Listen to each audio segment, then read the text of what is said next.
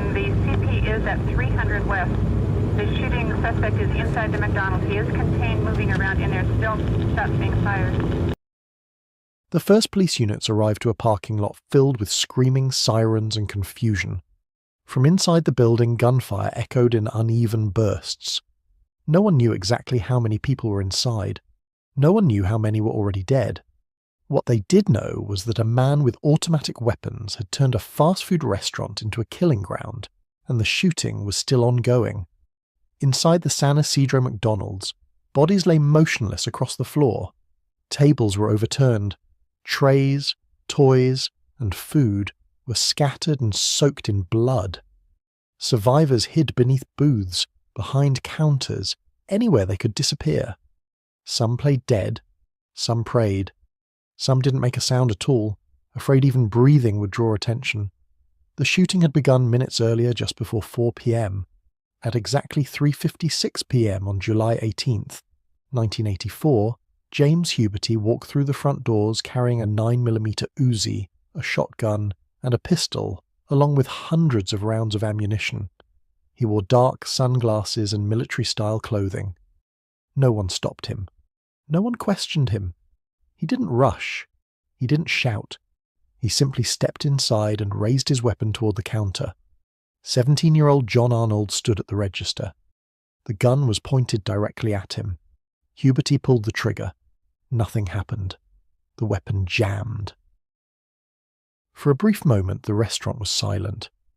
Arnold froze. He expected to be shot. When nothing happened, his manager, 22-year-old Hernandez Herrera, thought he was fooling around and told him to get back to work. Customers continued eating. No one yet understood what was unfolding. Then Huberty fixed the jam. The next trigger pull worked. His first shots killed 22-year-old Victor Rivera and 6-year-old Carlos Reyes. Panic exploded instantly. Screams filled the air. People dove to the floor. Families scrambled for exits. Some employees managed to escape through the back door. Others were trapped. Huberty began moving through the restaurant, firing methodically. He didn't rush. He didn't spray blindly. He walked from table to table, shooting people where they hid. Parents shielded their children. Children clung to parents. 11-year-old David Delgado and his mother were shot while trying to protect each other. An 8-month-old baby, Carlos Gallardo, was shot while in his mother's arms. By the time the first officers arrived at 4 p.m., the restaurant had already become a slaughterhouse. Outside, police set up a perimeter. Early reports suggested a hostage situation. Officers did not rush in. Gunfire continued. Inside, Huberty kept shooting. He fired more than 250 rounds over the course of 77 minutes. Bystanders gathered outside, watching in horror, knowing family members were still inside. Sirens echoed. Helicopters hovered overhead. SWAT teams assembled, preparing for what they believed could be a prolonged standoff. Inside, the killing continued. Nearly an hour later, a SWAT sniper took position on a nearby rooftop. At 5:17 p.m., he was given the order to fire. One shot struck James Huberty in the chest. He collapsed and died instantly. His final reported words moments earlier were, "I have killed thousands and I'll kill 1,000 more." When the shooting ended, 21 people were dead. 19 others were wounded. Many of the victims were children. James Huberty was 41 years old. He had been born in Canton, Ohio in 1942. His childhood was unstable. His mother left the family to pursue religious evangelism, leaving him to be raised by a strict father. As an adult, he trained as a welder and worked in the steel industry. He married Etna Huberty, and together they had 2 daughters. In the early 1980s, the steel industry collapsed. Huberty lost his job. Financial stress followed. His behavior became increasingly volatile. The family moved frequently in search of work. Eventually, in 1983, they relocated to San Isidro, California, near the US-Mexico border. The move didn't improve his situation. Unable to find welding work, Huberty took a job as a security guard and was soon fired. His anger intensified. He became obsessed with apocalyptic ideas and conspiracies, believing society was collapsing. He also suffered from a neurological disorder, possibly related to childhood polio.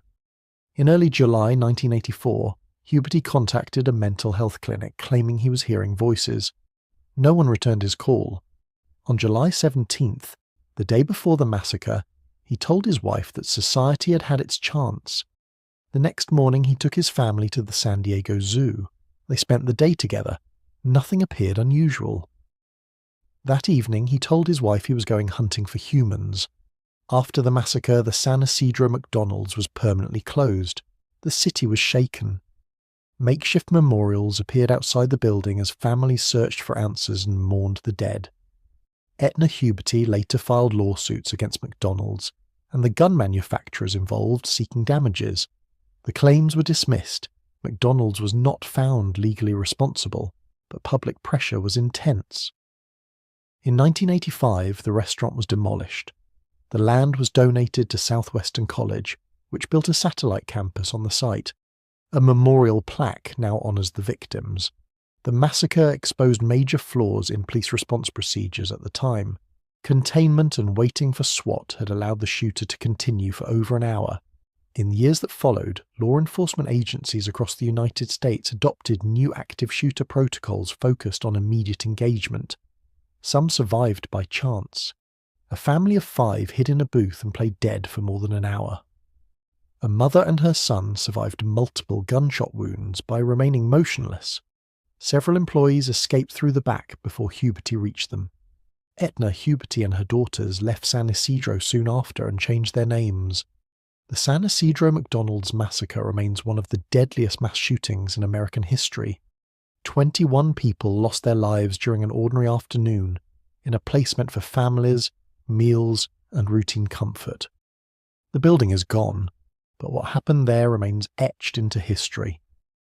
The murderer was firing away for 77 minutes. Min decidedly focuses on the victims. Victims should never be looked upon as a statistic. In this case, I think they were. There were 40 people shot. I don't think most San Diegans can name even one victim. 21 people were murdered. Another 19 shot but survived. The victims range in age from 8 months to 74 years old. And every second's critical here because we have a guy inside of McDonald's by the border just firing away at everybody, babies, children, pregnant women. Min spoke to 12 survivors. We had one individual walk up to the killer to try to have him change his mind. Incredible bravery there. He was shot 14 times as a result and murdered.